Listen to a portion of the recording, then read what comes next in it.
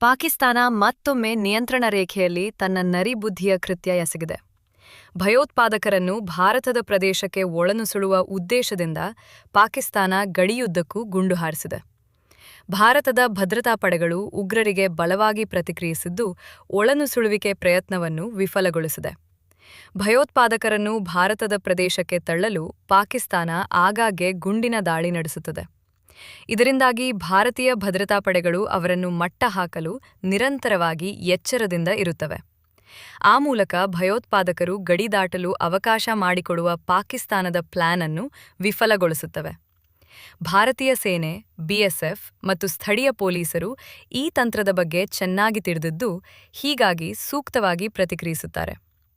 ವರದಿಗಳ ಪ್ರಕಾರ ಜಮ್ಮು ಮತ್ತು ಕಾಶ್ಮೀರದ ರಾಜೌರಿ ವಲಯದ ನಿಯಂತ್ರಣ ರೇಖೆಯಲ್ಲಿ ಸುಮಾರು 2 ಗಂಟೆಗಳ ಕಾಲ ಭಾರೀ ಗುಂಡಿನ ಚಕಮಕಿ ನಡೆಯಿತು.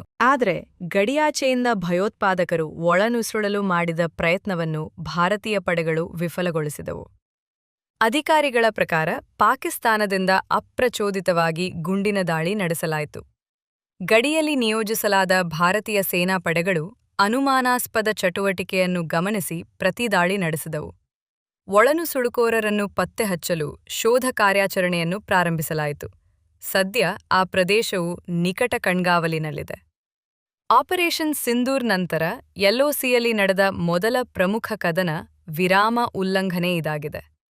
ಇದಕ್ಕೂ ಮೊದಲು 8ರಿಂದ 10 ಸುತ್ತುಗಳ ಗುಂಡಿನ ದಾಳಿ ಸೇರಿದಂತೆ ಸಣ್ಣಪುಟ್ಟ ಘಟನೆಗಳು ಮಾತ್ರ ನಡೆದಿದ್ದವು.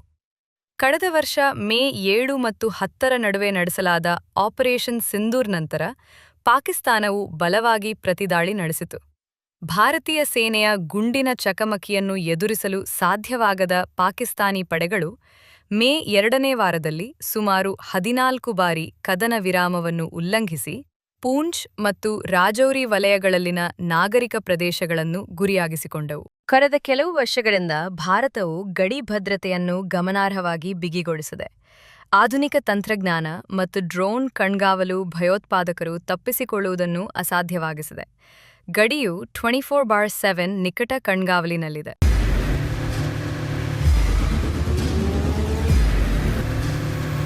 ಪ್ರಜಾಮಾರ್ಗ ನ್ಯೂಸ್, ಇದು ಜನಸಾಮಾನ್ಯರ ಧ್ವನಿ.